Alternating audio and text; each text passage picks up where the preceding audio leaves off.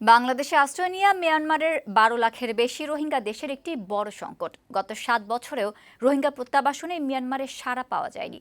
এতে হতাশা বাড়ছে রোহিঙ্গাদের মধ্যে, বাড়ছে সন্ত্রাস ও অপরাধমূলক কর্মকাণ্ড। প্রত্যাবাসন প্রক্রিয়ায় অন্তর্বর্তীকালীন সরকারকে আন্তর্জাতিক সম্প্রদায়ের সঙ্গে যোগাযোগ বাড়াতে একটি কমিশন গঠনের পরামর্শ দিয়েছেন বিশ্লেষকরা। বিস্তারিত মুক্তা মাহমুদের প্রতিবেদনে।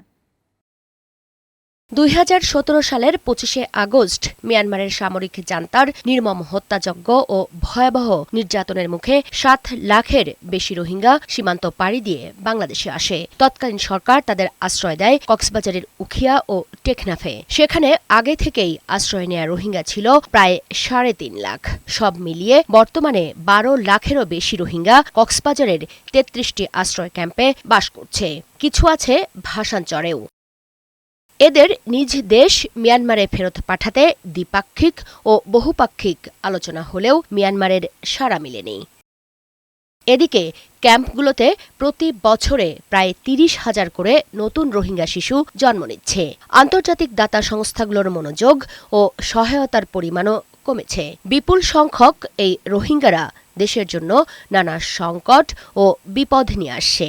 প্রত্যাবাসনে তেমন কোনো আসলে বলার মতো কোনো অগ্রগতি আমাদের নাই। তাদের নেক্সট জেনারেশনের ভবিষ্যৎ নিয়ে তারা খুবই শঙ্কিত এবং এই হতাশার কারণে রোহিঙ্গাদের মধ্যে বিভিন্ন রকম অপরাধ প্রবণতা লক্ষ্য করা যাচ্ছে এবং সেই কারণে আইন শৃঙ্খলা পরিস্থিতির অবনতি হয়।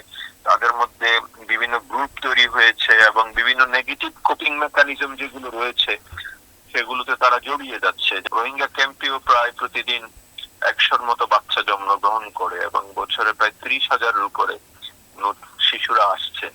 তো সবকিছু মিলিয়ে পরিস্থিতি আসলে কোনোভাবেই কাঙ্ক্ষিত নয়। খুব স্বাভাবিকভাবে ৭ বছর ধরে আপনার দাতাদের দৃষ্টি আকর্ষণ করা একটি কঠিন বিষয়। ডোনেশনের ফ্লো কমেছে এবং এঙ্গেজমেন্টের ফ্লো কমেছে।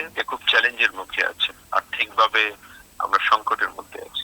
আমরা আশা করব মিয়ানমার সহসাই তাদের লোকজনকে তাদের দেশে সসম্মানে ফেরত নিয়ে যাবে। মিয়ানমারের গণতান্ত্রিক প্রক্রিয়া ফিরে না এলে রোহিঙ্গা প্রত্যাবাসন অনেকটা জটিলই বলে মনে করেন আন্তর্জাতিক সম্পর্ক বিশ্লেষক। মিয়ানমারের যে জবাবদিহিতা বা মিয়ানমারের যে গণতান্ত্রিক প্রক্রিয়া সেটাকে ফিরিয়ে আনা শুধু বাংলাদেশের একার পক্ষে সম্ভব হবে না। আর যে পর্যন্ত গণতান্ত্রিক প্রক্রিয়াটা বার্মাতে ফিরে না আনা যাবে সেই পর্যন্ত আমরা যেটাকে বলি মিনিংফুল, প্র্যাগম্যাটিক এবং ডিগনিফাইড রিপ্যাট্রিয়েশন সেটা খুব জটিল অবস্থায় থাকবে। নতুন সরকার যেটা এসছেন তার আন্তর্জাতিক গ্রহণযোগ্যতা অত্যন্ত বেশি এবং সেই ক্ষেত্রে আমার মনে হয় যে ডক্টর ইউনূস বা ওনার যে ইন্টারিম গভর্নমেন্টটা আছে সেটার ক্ষেত্রে অনেক বেশি প্র্যাগম্যাটিক রেসপন্স গ্লোবাল কমিউনিটির কাছ থেকে আসবে এবং এইটাকে আমার মনে হয় যে কূটনৈতিক এবং সেই সাথে আমাদের কিন্তু সামরিক চ্যালেঞ্জও এখানে আছে। সুতরাং কূটনৈতিক, সামরিক এবং যে অন্তর্বর্তীকালীন সরকার আছে তাদের যে সক্ষমতা তিনটাকে মিলিয়ে আন্তর্জাতিকভাবে আরো বেশি প্রেসার তৈরি করতে হবে।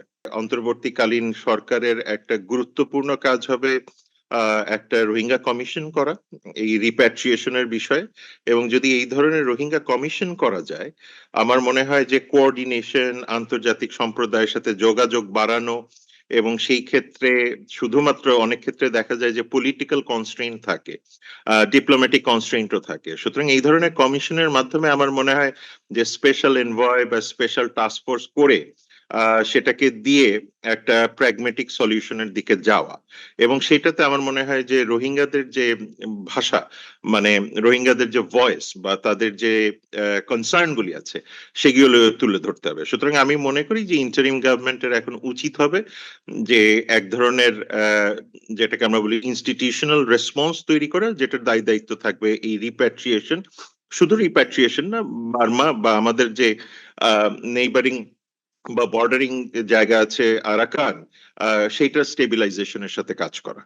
প্রত্যাবাসন নিয়ে মিয়ানমারের গড়িমসির কারণে রোহিঙ্গারাও তাদের ভবিষ্যৎ নিয়ে শঙ্কিত।